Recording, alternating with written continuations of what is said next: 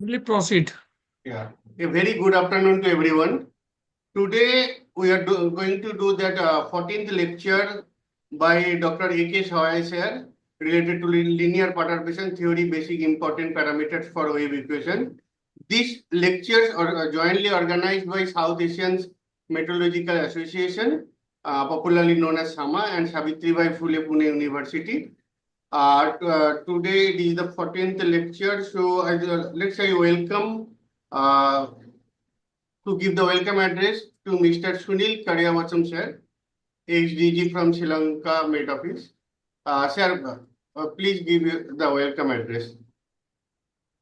Okay. Can you hear me first of all? Yes, sir. Yes, sir. Okay. So thank you very much for inviting me for the deliver the welcome address. So distinguished members of SAMA and Savitri Phule Pune University and Dr. A.K. Sahai, former scientist, IITM, and researcher, and the today's speaker, of course, and then the distinguished all participants. So it's with great pleasure that I welcome you all for the today's lecture on linear perturbation theory, with a particular focus on the basic and essential parameters of the wave equation jointly. So this program, of course, jointly organized by SAMA and SSPU. Whether you are joining us as a student, a researcher, or an enthusiast of theoretical physics and applied mathematics, I trust that today's session will offer valuable insights and spark further curiosity. As you know, meteorology is a fascinating field, with the application of mathematics and physics into the real world of living. Linear perturbation theory plays a fundamental role in understanding how small deviations evolve in various physical systems, from the ripples on a pond's surface to fluctuations in the early universe. At its heart lies the wave equation, a cornerstone of mathematical physics, and grasping its parameters, such as amplitude, frequency, phase, and wave number, speed, etc., is key to join unlocking deeper comprehension of wave propagation, stability analysis, and more and more. In today's lecture, I hope we will begin by grounding ourselves in the mathematical structure of the wave equation, then move on to explore how perturbations are introduced, how they evolve, and what their behavior reveals about the underlying systems. Our goal is to build both intuition and rigor so that by the end of the session, we will not only be able to manipulate the equations but also interpret what they mean physically. Today, we are very fortunate to have Dr. A.K. Sahai with us to deliver the lecture on linear perturbation theory, basic important parameters for wave equation. Dr. Saha has been doing a lot of research studies in the field of atmospheric dynamics, weather and climate, while he was attached to IITM and has won a number of awards for his work. That, of course, I came to know from the websites and etc. So I hope all of you will take the advantage of this opportunity. I encourage you all to engage actively, ask questions, and think critically. Great learning often comes not just from listening, but from dialogue. So let's make this session as interactive and thought-provoking as possible. So thank you once again for being here. And without further delay, let's dive into the fascinating world of linear perturbations and wave dynamics.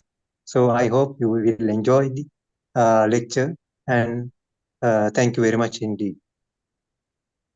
Thanks a lot, sir. Now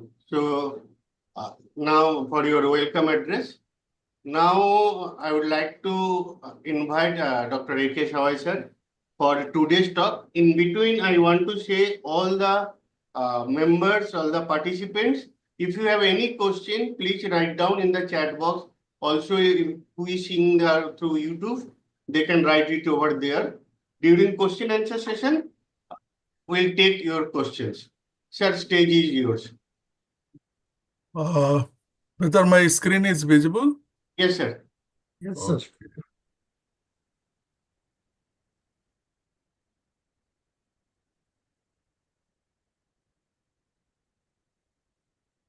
Yeah, perfect.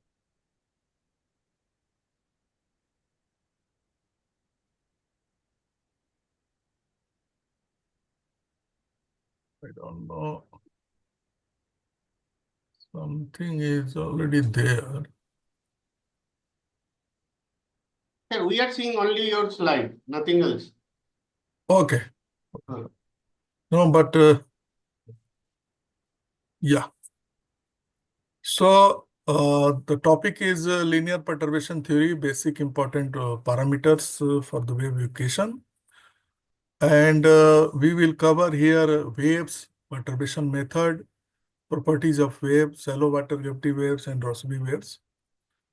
So before going to this complicated mathematics, just I wanted to know let you know some recaps which you have already learned so far. So one is the Coriolis parameter, which is F is equal to 2 omega sine phi.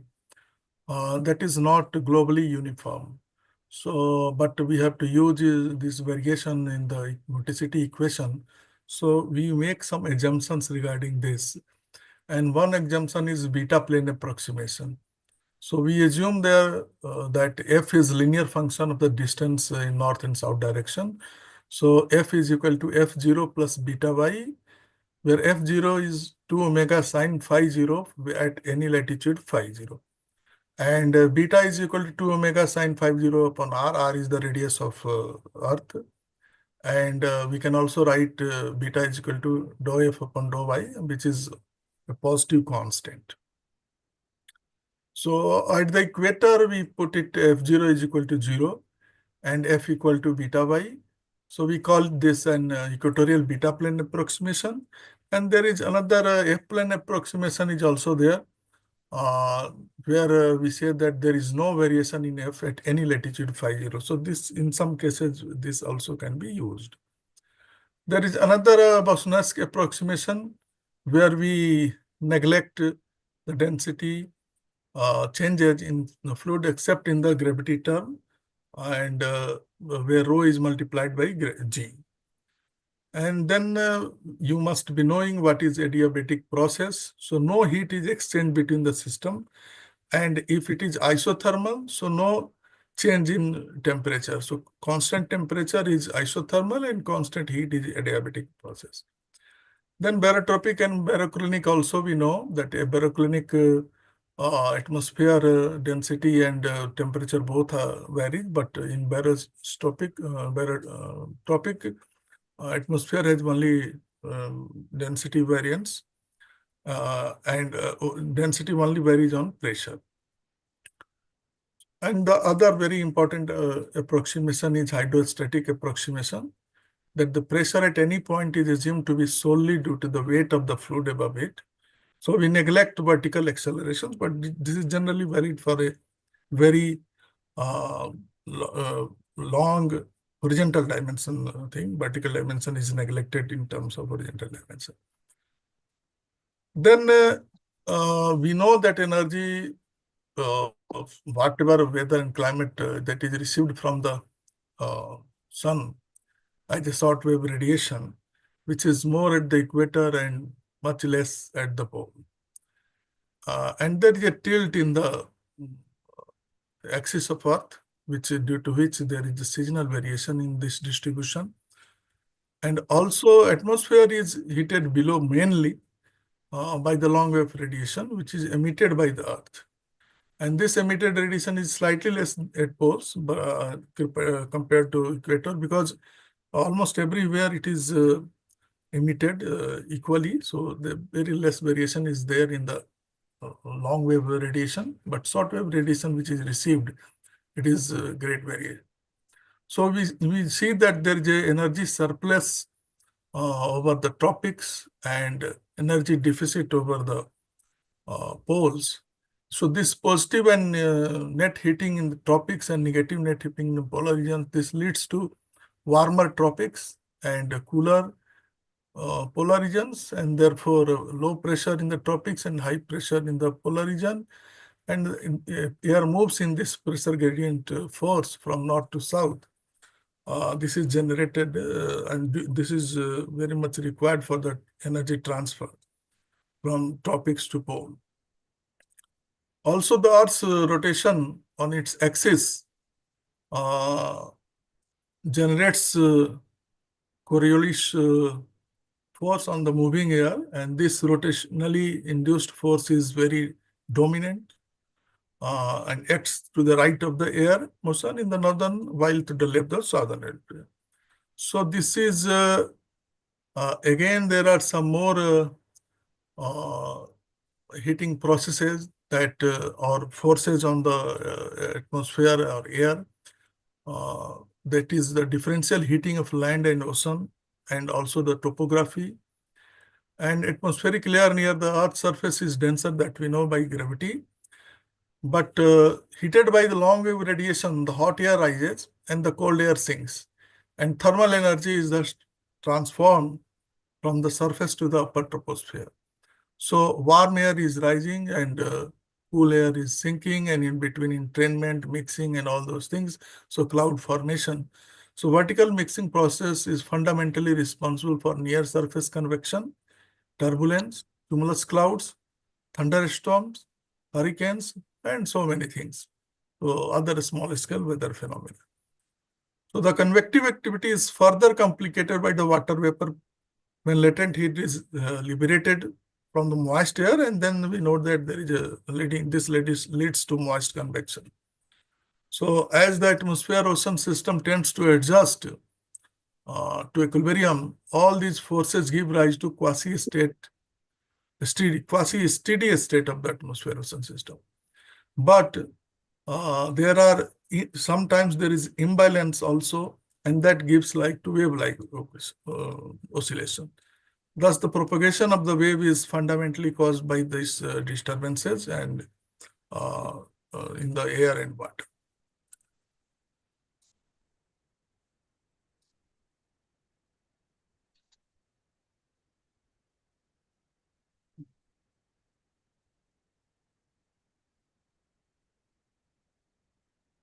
Yeah.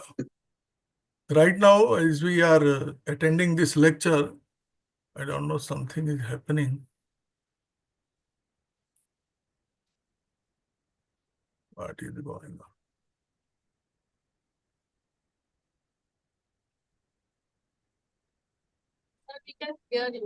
Okay. So two common types of waves you are already encountering. One is the light from your screen and sound from our speakers. So even though we might not feel their wave-like behavior, but they are still waves. But if we go to the beach and look at the sea, we will see waves. They are rising, breaking, crashing onto the shore. And it is much more obvious example for wave motion, which we can feel it. So when most people think of waves, they usually picture ocean waves. These are great for seeing wave properties in action. One can spot the crest, the top, the trough, the wavelength, distance between waves, and even here the timing, that is the period of waves, which are when they are crashing. So the wave height shows also the amplitude can be seen by the wave heights. So if you want to predict when the ocean will be warm or rough, we need to know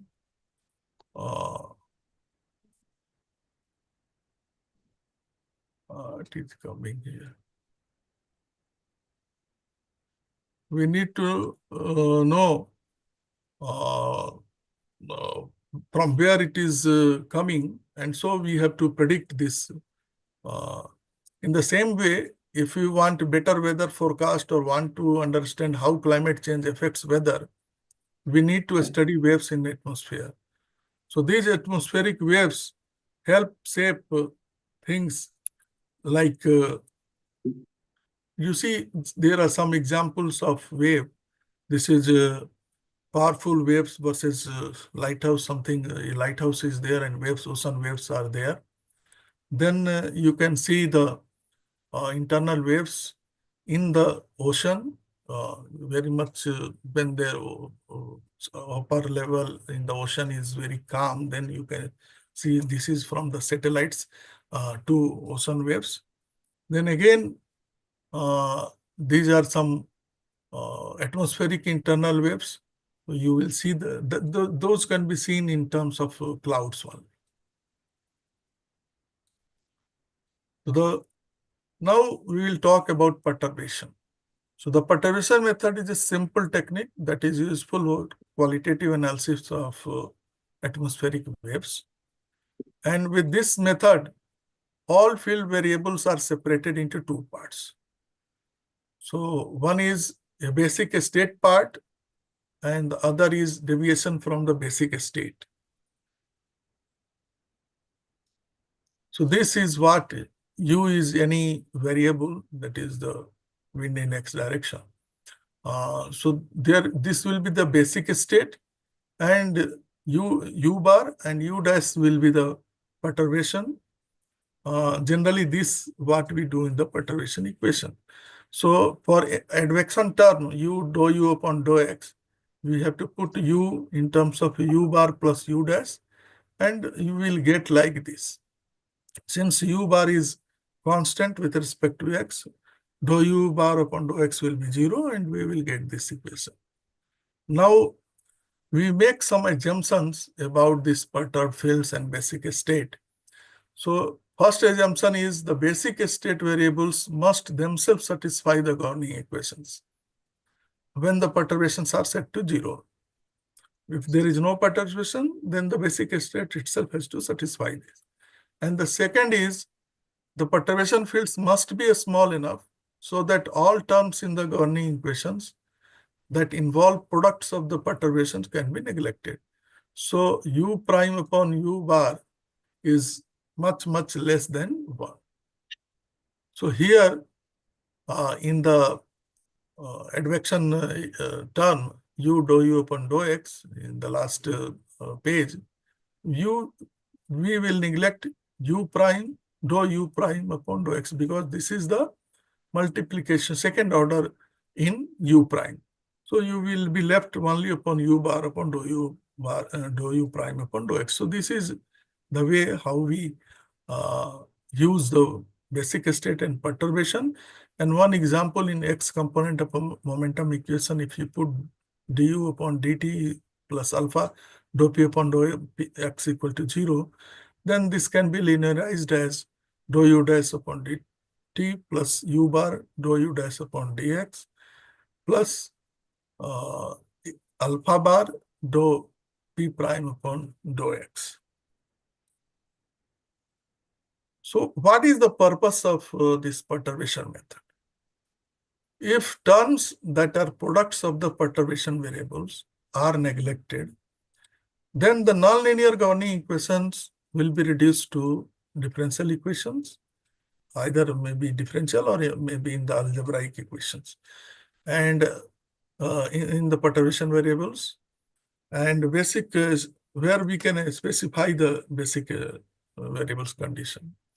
And these equations can then be solved by standard methods to determine the character and structure of the perturbations in terms of the known basic state. For equations with constant temperature, constant coefficients, with the solutions are generally sinusoidal or exponential incorrect. So we assume that this is the solution of the perturbation, form of the perturbation, exponential or sinusoidal. And solutions of perturbation equations then determines such characteristics as the propagation speed, vertical structure, and conditions for growth or decay of these waves. So the perturbation technique is essentially useful in studying the stability of a given basic state with respect to a small superposed perturbations. It is simple technique that is useful for qualitative analysis of atmospheric waves. Now, perturbations in atmosphere can be represented in terms of Fourier series like this, and also we can, another way is we can write as exponential of I phi. So these two ways we can generally represent the waves. Both are the same. Now, what are waves, phase, and other things? So phase refers to the point in the cycle of a wave at a given time, indicating its position related to other waves or a reference point. So same point, how it moves in time. And progressive waves are always having phase dependent on time and also one or more space variables. Therefore, a wave in one dimension will be expressed as fx is equal to c exponential I kx minus nu t. Here k is equal to 2 pi upon lambda and nu is equal to 2 pi upon t.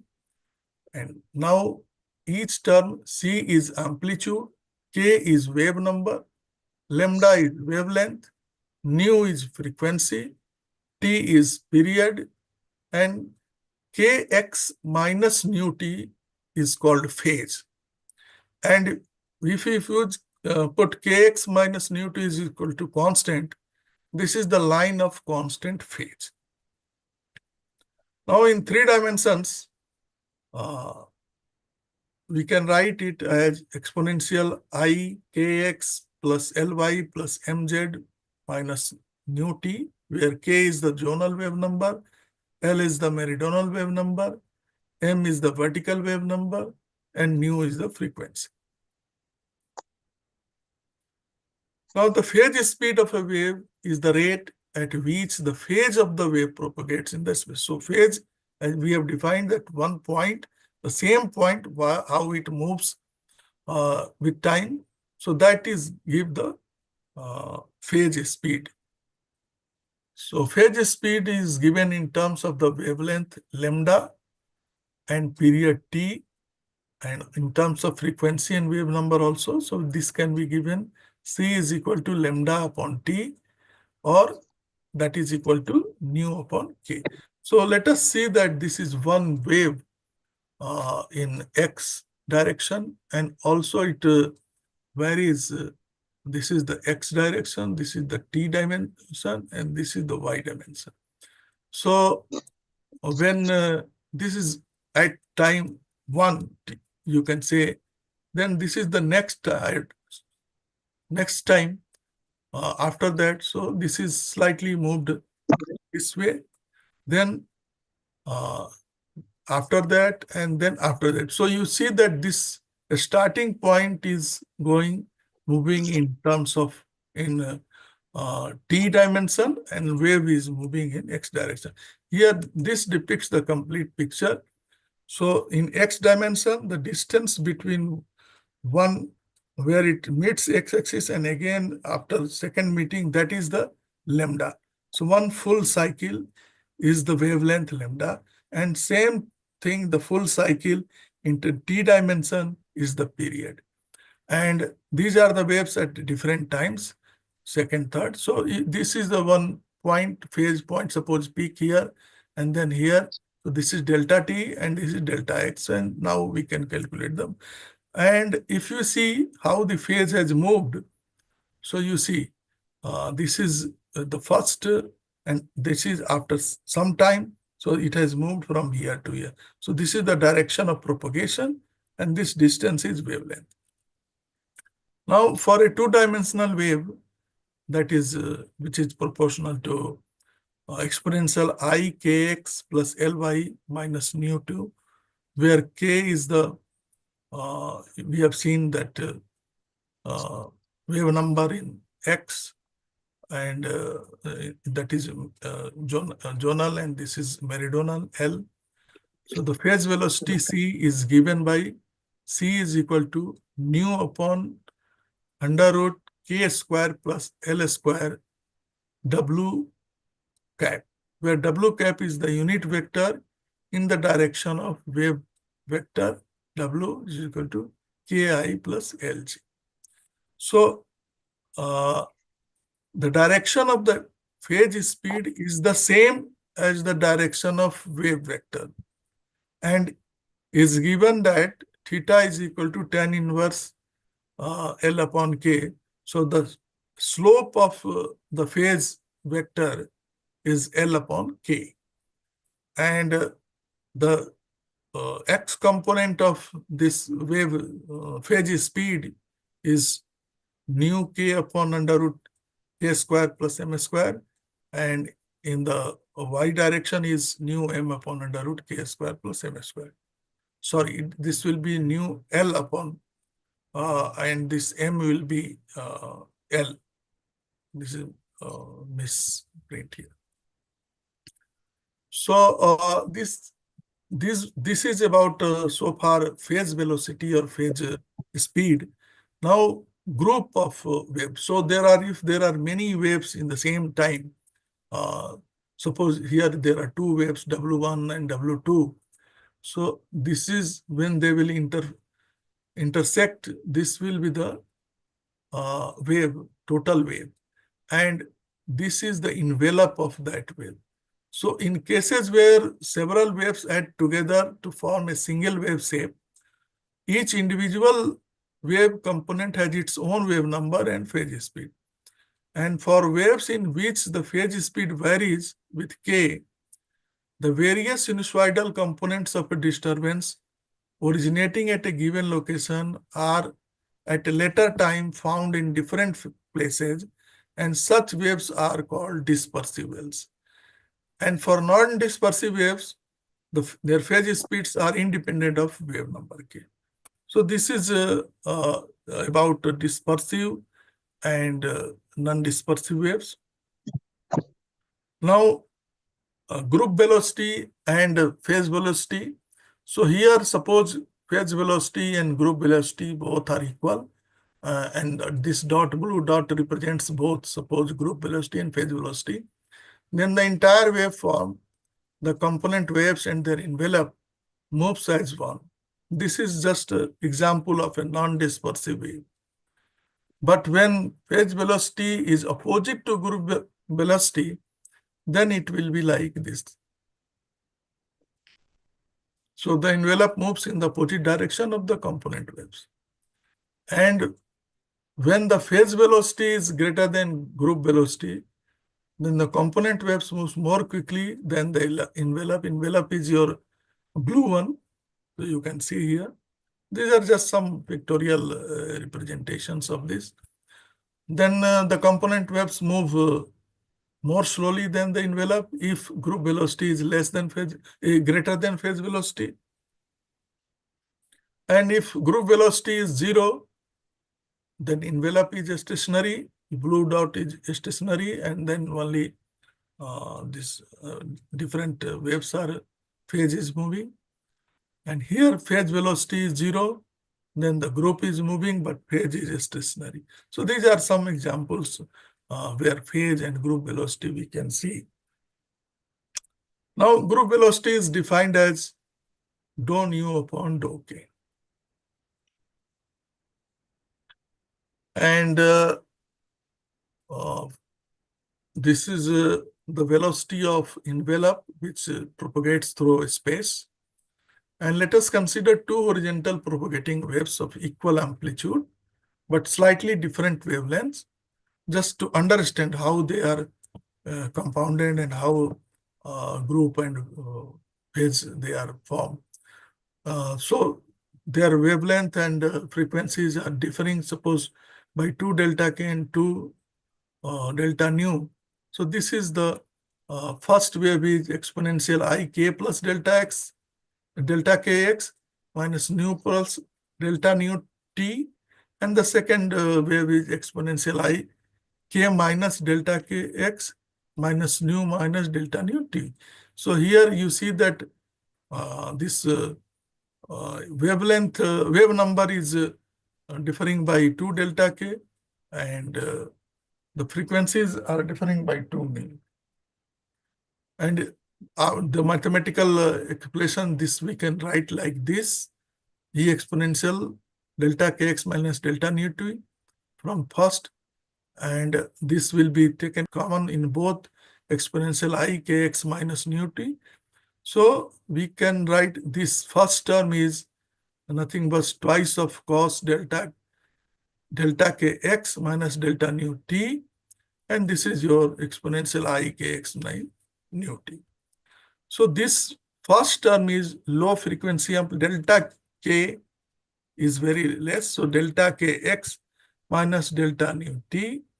So low frequency amplitude modulations, and it travels at the speed of delta nu upon delta k, that is the group velocity. And this is the high frequency carrier waves, which we call the phase velocity. Sorry. Now, restoring force is very important in any wave. So this keeps it oscillating. So waves in fluids results from the action of restoring force on the fluid parcels, that these parcels, if we displace from the equilibrium, so it will, by the restoring force, it will come to their equilibrium position, and then again it will be going away from that, and again it is pulling back. So this is the reason why the wave keeps going instead of just stopping. So it always works to pull things back to equilibrium, and if we have some small disturbance, then the restoring force will try to pull it back to the equilibrium. So this restoring force may be due to the compressibility, gravity, rotation, or any electromagnetic effects. So if it is compressibility, then sound waves; gravity, then gravity waves; rotation, then Rossby waves. So different restoring forces are responsible for different waves. Now, if we want to solve any equation in form of wave solution, so what is the strategy of that? First is the basic state. We have to simplify the atmospheric model, removing unnecessary complexities. Often this means assuming a state is at rest and its hydrostatic balance or something like that. Then after this basic state assumptions, you have to write the equations, and then you perturb it and linearize the equations. So use the perturbation method to linearize the governing equations around the chosen basic state. And then you assume the wave solution. And if coefficients don't vary with certain variable, for example, x, then wave solutions can be assumed in that direction. But if the domain or basic state variable itself are a function of, suppose, y, then we have to use a general form like fy exponential I kx minus nu t. Otherwise, you have to take just f instead of fy, constant f. So, which leads to an ordinary differential equation in fy, and then we have to solve it. So then we have to solve this dispersion and for polarization. So substituting waveforms into the linearized equations yields algebraic or differential equations, and we have to solve for frequency and wave number. So this is called a dispersion relation if this is solved for frequency, which is frequency is expressed in the function of wave number. So shallow water gravity waves can exist only if the fluid has a free surface or an internal density discontinuity. So this is a free surface. Suppose below is water and this is air.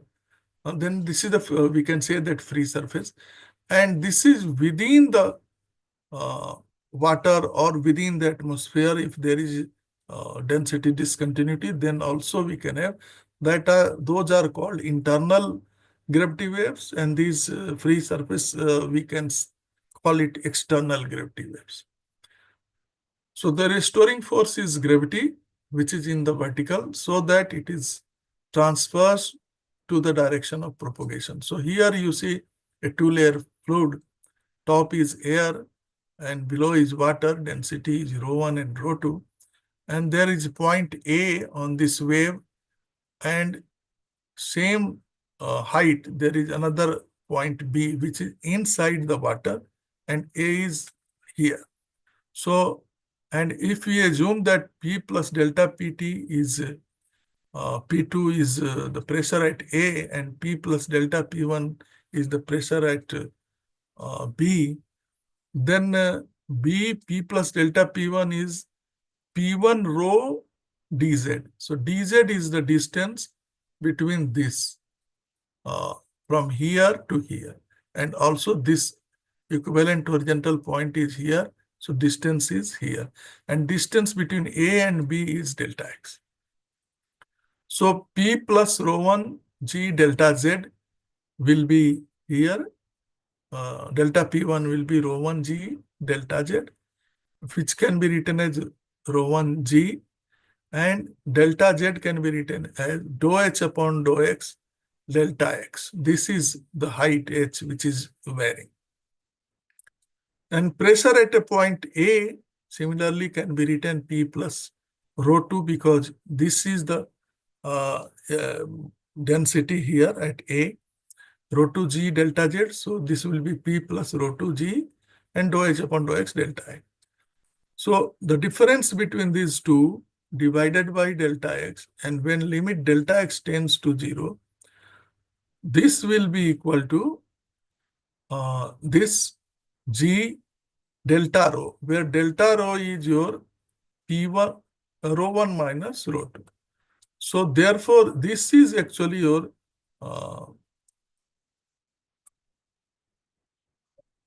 the force, restoring force, and this is given as minus g delta rho upon ρ1 dou h upon dou x. Here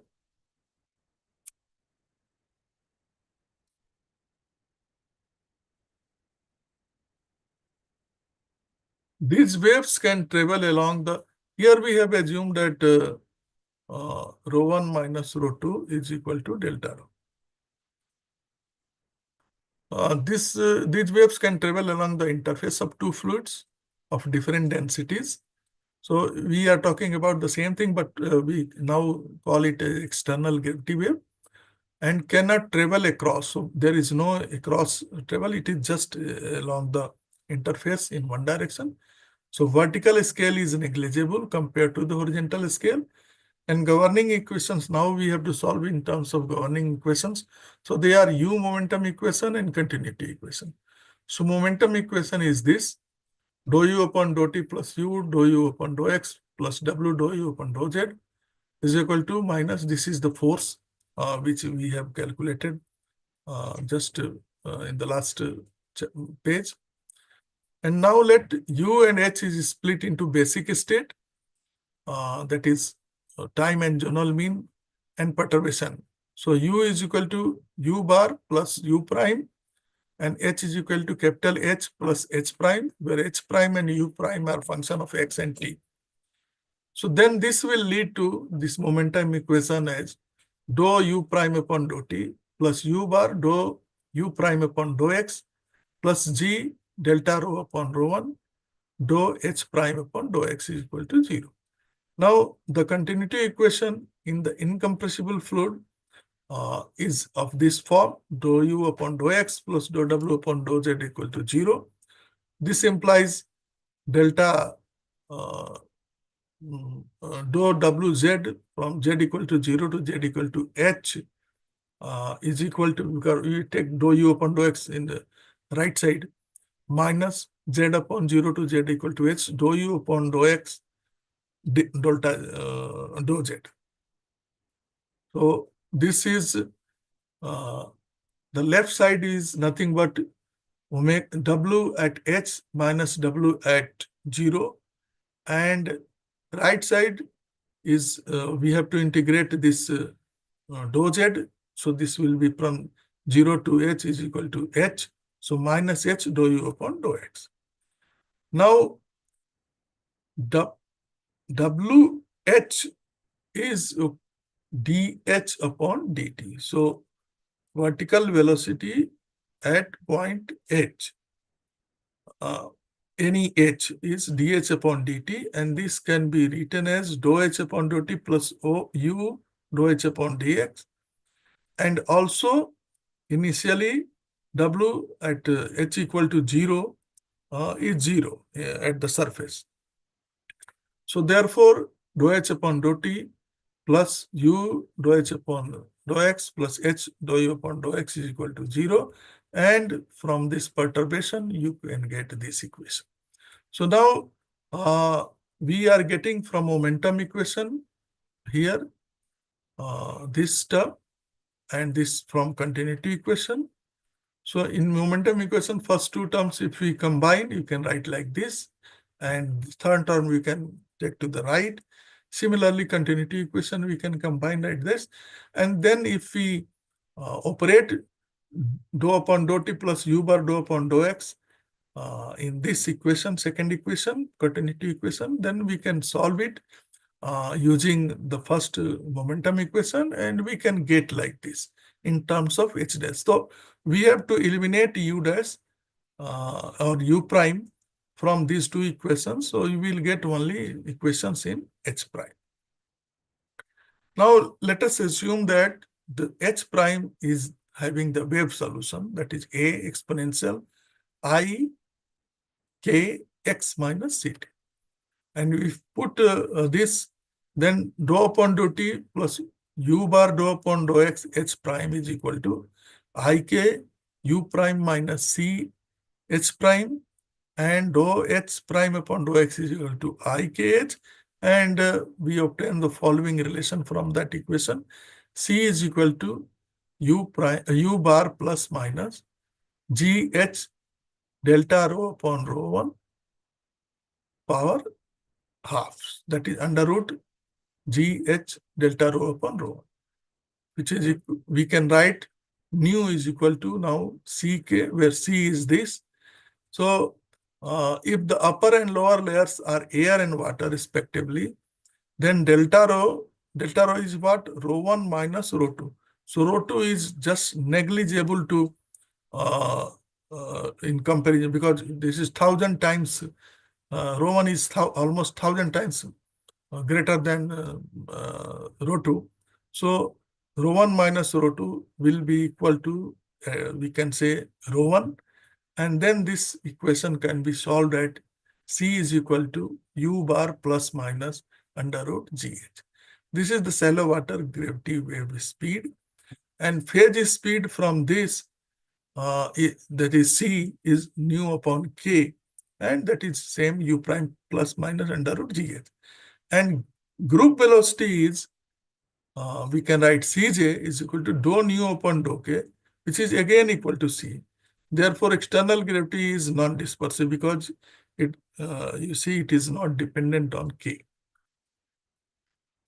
And for a ocean of depth 4 to 5 kilometers, this will be almost speed will be around about 200 meters per second.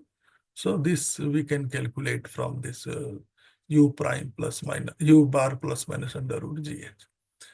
Now the another is the internal gravity waves, where there is very less difference in the rho 1 and rho 2, and in the same fluid, you can say.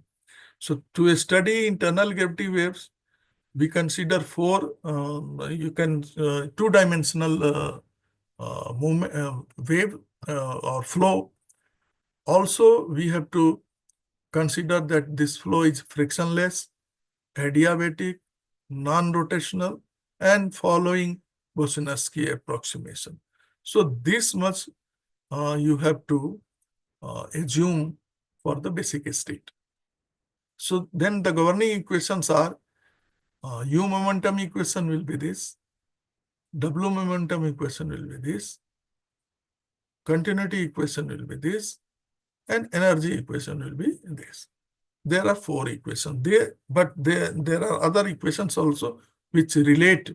So theta, P, and rho, they are related by this Poisson's relation, theta equal to P upon rho r, and PS upon P over K. And if we take the logarithm both sides, we can get this.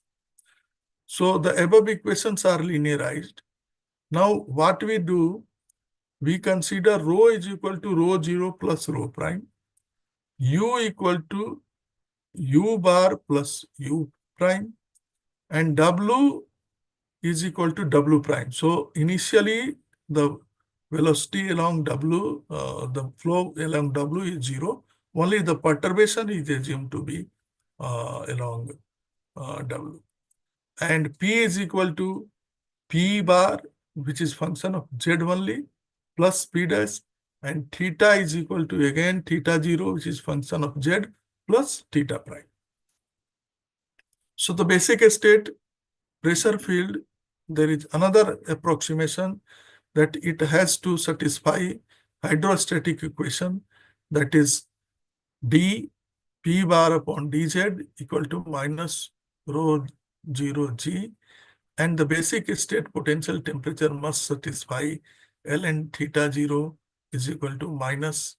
So this equation which we have just Poisson equation we have calculated above, so that will be for basic state potential temperature also valid. So if we simplify these four equations using this Poisson equations and hydrostatic equation and this, and from these perturbations, we will get these equations, which are linearized equations, U momentum, W momentum, and continuity and energy equation. And these four equations can be combined. If we eliminate all in terms of W prime, then we get this, where n square is equal to G d upon dz ln theta 0 is the square of buoyancy, which is for most of the cases constant. So this is in terms of, this is you get when you put the wave solution, W prime is equal to W0 exponential I kx plus mz minus nu t. The above equations equation gives the dispersion relation, and this is the dispersion relation for mu and k. If you solve it, so nu is equal to U bar k plus minus nk and divided by under root k square plus m square. So this is what the dispersion relation we are getting. Now, from this dispersion relation, we will get the phase speed in x direction, that is mu upon under root k square m square multiplied by k. So if m is 0, suppose, it will be nu upon k. So if there is only in one dimension, this is nu upon k. But if it is two dimension, it is nu k upon under root k square plus m square. And z component will be nu m upon under root k square plus m square. Then we put the value of nu from the previous page, we get like this. And group velocity is dou nu upon dou k. So again, we have to, this nu we have to differentiate with respect to k and with respect to m to get x component of group velocity and z component of group velocity. So the lines of constant phase at t equal to 0 can be written as, we have already seen that phi is equal to kx plus mz minus nu t0 is equal to constant. So if you phase line, constant phase line is kx plus mz minus nu t0 is equal to constant at t equal to 0. So from this you will find z equal to minus k upon mx plus constant. So for this constant phase line, the slope will be minus k upon m. So this is your phase line. So this will be, suppose, we also note that the slope of, now k upon m can be This is for upward slope, what we have written, where k is suppose greater than 0 and m is less than 0. We know that the slope of phase velocity is equal to m upon k. So this is why it is m upon k from this. ICX plus k cz. So coefficient of cz by cx will be m upon k.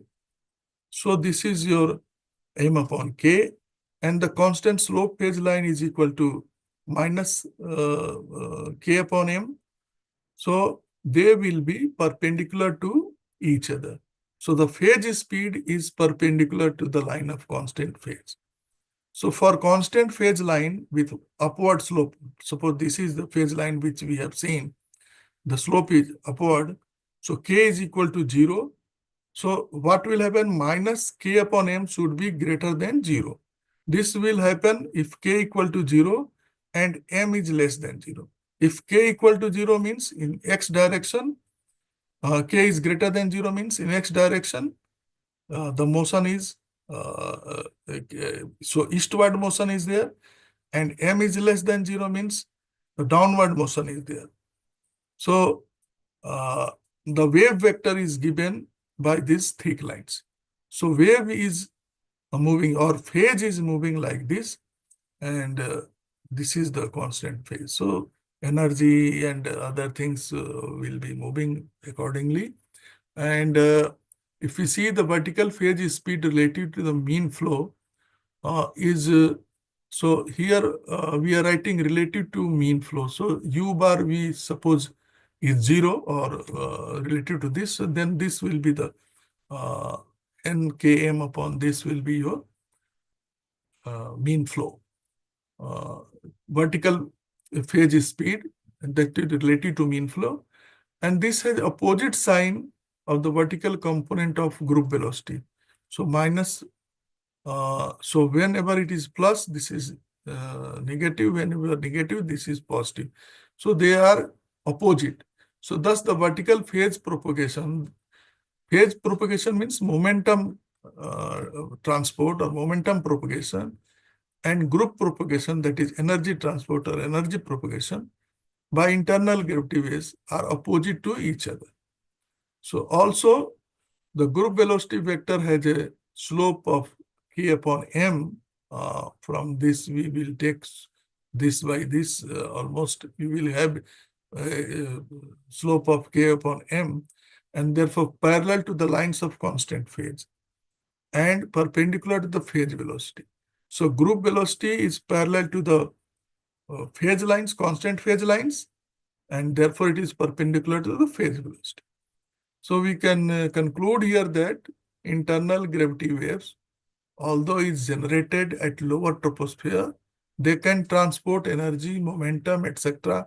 up to a great height.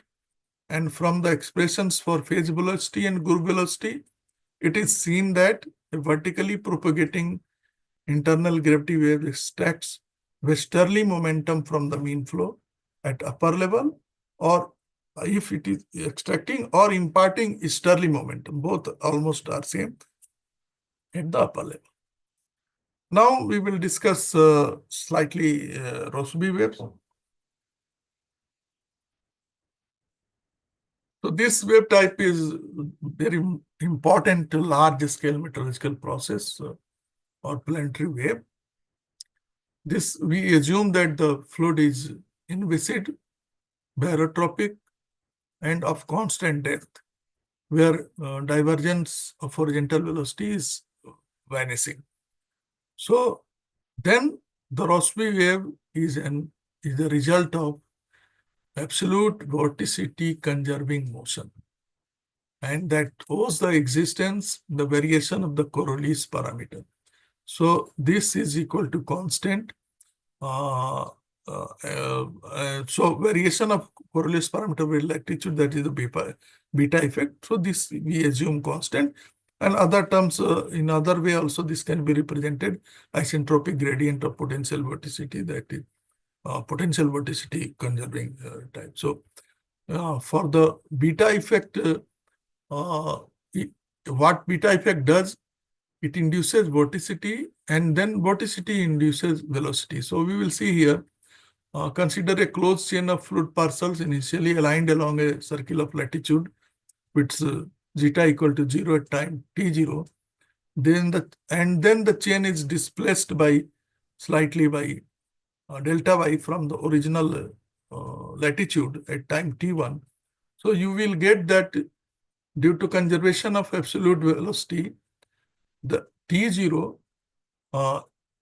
here zeta 0 actually is 0. So zeta plus f, you see zeta is equal to 0. So zeta plus f at t1 is equal to f at t0. So zeta at t1 equal to f at t0 minus f at t1. That if we write minus beta delta y. So, and beta, we know that df upon di is the planetary vorticity gradient. So here in this figure, in this right hand side, delta y is negative because the displacement here is in the southward direction of this. Okay. So delta y is negative and minus delta y is positive. And here the displacement to the left, displacement is northward. So delta y is positive and minus beta delta y therefore will be negative. So zeta t1 in here is negative and here it is positive. So here it will generate cyclonic circulation. So to the west it will be moving like south of this, and to the west it is moving north of this. So negative or minimum vorticity, it will be anticyclonic, or maximum velocity will be cyclonic. So this perturbation vorticity field will induce a meridional velocity field which advex the chain of fluid parcels southward west of the vorticity maximum, and so vorticity maximum, this is southward, and northward west of the vorticity minimum. So thus the fluid parcel oscillate back and forth about the equilibrium latitude, and the pattern of vorticity maxima and minima propagates to the west. This wave is known as Rossby wave. If we just do slight mathematics here, so zeta is nothing but dou v upon dou x, that is equal to dou nu dou v upon dou x, and v is calculated from here. Delta y is equal to, if you put a sine k x minus ct, this is just a small perturbation. Then v is equal to d delta y upon delta t is equal to minus k ca cos k x minus ct. And if you put dou v upon dou x, which is zeta, then we have to differentiate with respect to x, and we will get k square ca sine kx minus ct. So k square ca kx minus ct, this is zeta t1. This will be equal to minus beta delta y. So delta y is this, so minus beta this. So after cancelling a, we can get, and sine kx minus ct, we will get c is equal to minus beta upon k square. And when k square is always positive, so this Rossby wave propagates westward. Now, this can be calculated from barotropic vorticity equation also. So the conservation of absolute vorticity following the horizontal motion in the beta plane is written like this. And let the motion consist of constant basic. So if we assume that the constant basic state zonal only, and a small horizontal perturbation. So perturbation is in u and v direction, but the basic flow is in u direction. So this can be written u is equal to u bar plus u prime, and v equal to v bar plus v prime. So zeta is equal to, if you do this. So do this v prime upon dou x minus dou o prime u prime upon dou x, because dou u bar upon dou y is equal to 0. So you will get zeta is equal to zeta prime, and u prime is equal to, if we put in terms of a stream function, then minus dou psi prime upon dou y, and v dash is equal to dou psi prime upon dou x. So zeta prime is equal to del square psi prime. So then the equation, horizontal momentum equation, can be written as this. Putting u and v prime, beta, and then in terms of psi. And now if we assume that psi is having solution, psi prime is equal to real psi exponential I, where phi is equal to k x plus ly minus nu t, then we get this equation, and k square we have written equal to k square plus l square.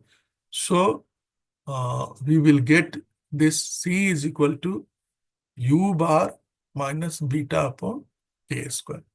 So Rossby waves are dispersive waves whose phase speeds increase rapidly with increasing wave number. So wave number is in denominator. So what will happen? This negative term will become less as the phase speed is increasing. And zonal phase propagation is always westward. So we will get three different maybe conditions, you can say.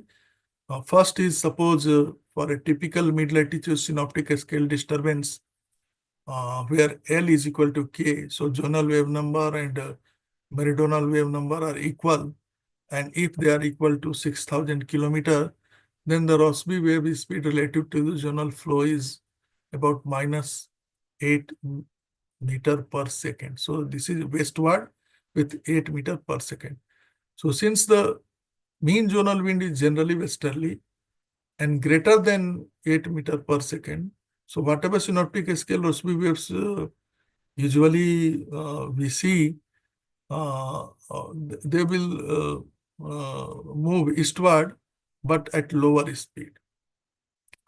And for longer wavelength, the westward Rossby wave phase speed may be large enough to balance the eastward advection by the mean zonal, and then we can have a stationary with respect to surface.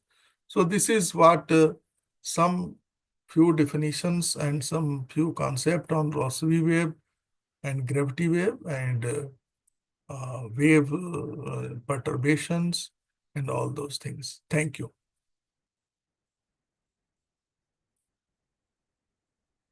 Thank you, sir. Before going for the question answer, but first I would like to request all the participants. So I hope you have gone through, you have seen the presentation properly. So ask the questions in the chat box. Don't use anonymous. Try to put your name and if it is possible, even the country. Before going for the question and answer, we would like to take a group photo by ourselves. So I request Tagi sir has joined. I noticed that. So I request all, please switch on your camera.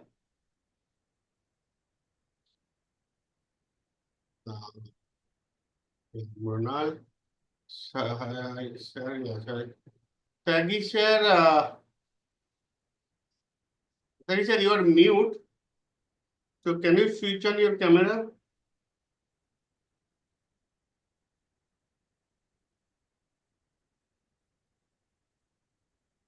Okay, if Tagi sir comes, we can take the picture once more. So now Dr. Mohan or Ashin, anyone take the photograph, so put a smile.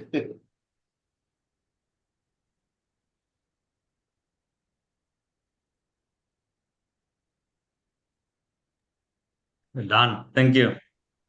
Yeah, thank you. Thanks a lot. So now the question answer session will moderate by Munal, Ms. Munal Naik. from IITM Pune. So Munal, you can take over the question answer session. Thank you, sir.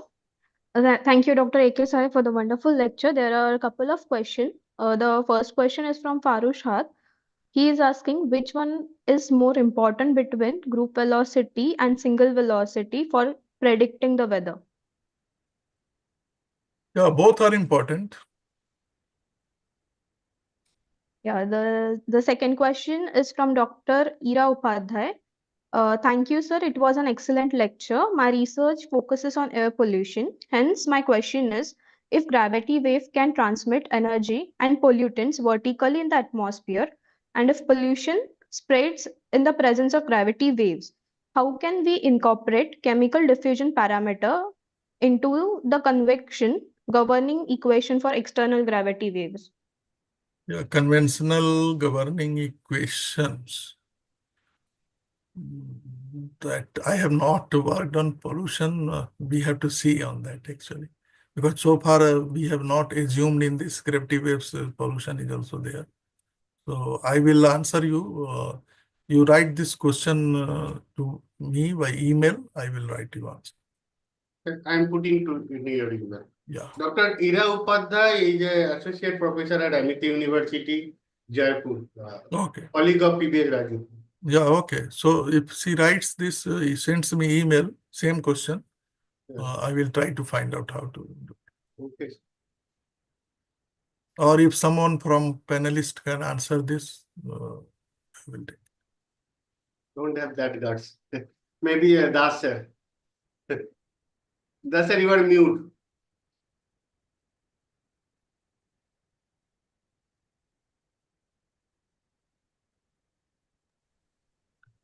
Am I audible now? Yeah. Yeah. Okay, a very complex question and yet interesting, trying to relate the chemistry in the atmospheric gravity waves. It's not a straightforward answer for this for a question. I try to quickly just ask the AI. How AI is the guru of everything, and accordingly, the kind of answer that I find is that you have to do it in 2-3 steps. Like in the first step, you need to modify the continuity equation, okay, and include the chemical species that you want to incorporate in that. Then the second step is include the wave-induced effects. That means the gravity wave introduces the vertical and horizontal motions that can influence the diffusion process, okay. And the third step is that consider the chemical reactions that will happen after incorporating those chemical species. So if the chemical species are involved in the reactions, the governing equations need to include reaction terms and that describe how the rate of chemical change affect the species concentration. So it's not a straightforward, thing. You need to do a lot of things to incorporate the chemistry in the atmospheric gravity wave equations, okay? There is a quick answer, but it needs more elaboration and more discussion maybe, right? One thing we can say that the speed of the gravity waves. So it moves. That we are sure, but yeah, how diffusion? Yeah, so I think said there. Okay, Murnal, yeah. Yeah. Yes, sir. So there are no more questions. I just see that Right. now Mr. Karyavasam is back. So hopefully we can have one more group photo with Mr. Karyavasam and also if possible with Nagisa. Okay. So please switch on the camera, Mr. Sunil Karyavasan sir. And Tagi sir, if you are there, please switch on the camera. Okay. He is hearing. Yeah, Yeah. no. Yeah, great. Okay. Okay. Yeah, Yes, no, Tagi sir. great. So now, So one more, right? yeah, now the panel is complete. One moment. Yeah. Oh, now it is fully. Yeah. Yeah. Okay, be ready. Yes. Thank you. Thank you. Done. Thank you. So I hope no, there are a few. Some more questions are there, it seems, in the. There are no more questions today. There's some more questions, again from the era. Can you check to the YouTube? Just a second, sir. I think there is no question. No questions on the YouTube. Yeah. Okay. So thank you, sir. Now it's a time for vote of thanks. So the vote of thanks will be delivered by Mr. Ashwini Yadav. Thank you, sir. A little volume up. Yeah, is it okay now? Hello. Yeah, we can. Yeah.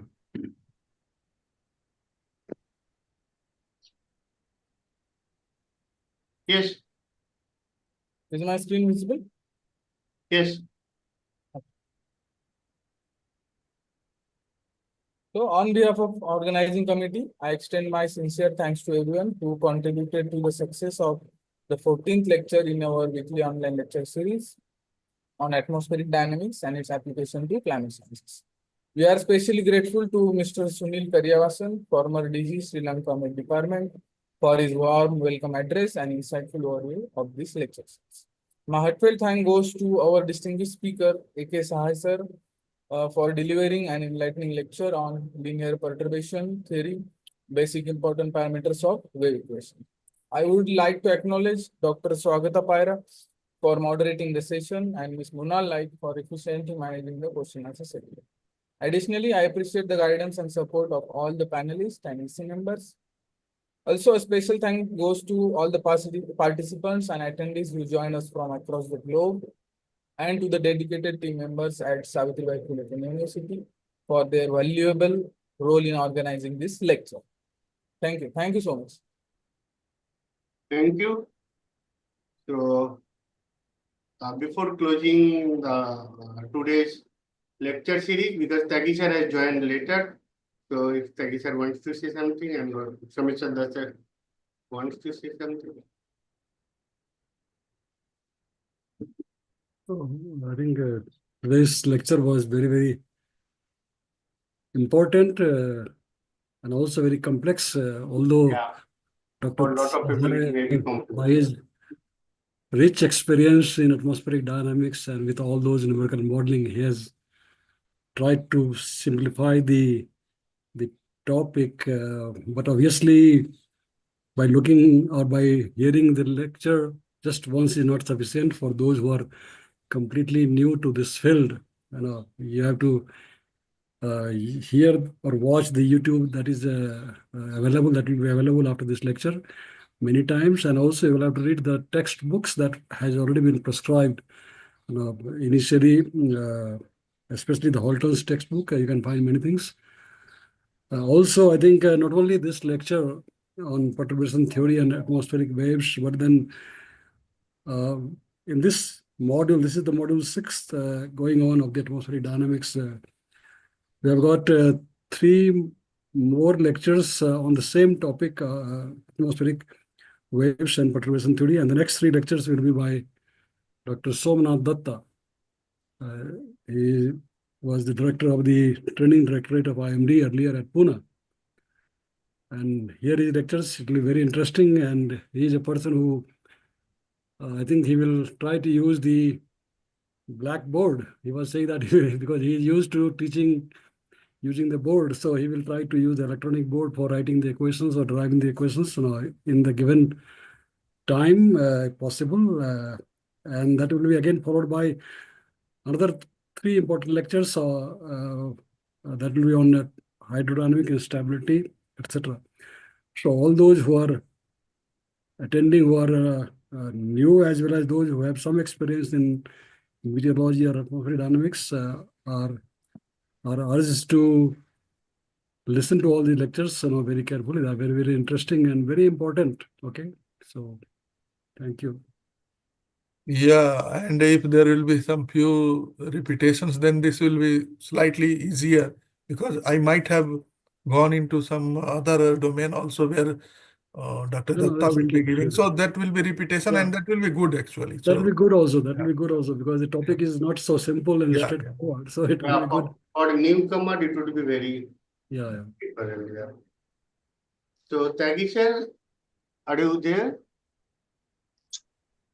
Yeah, I'm here and I'm sorry I missed earlier parts of this lecture as brought out by Somesh that yes, these topics require in-depth understanding, and for that I think revision and follow-up is required. It's good that 3 more lectures will be there.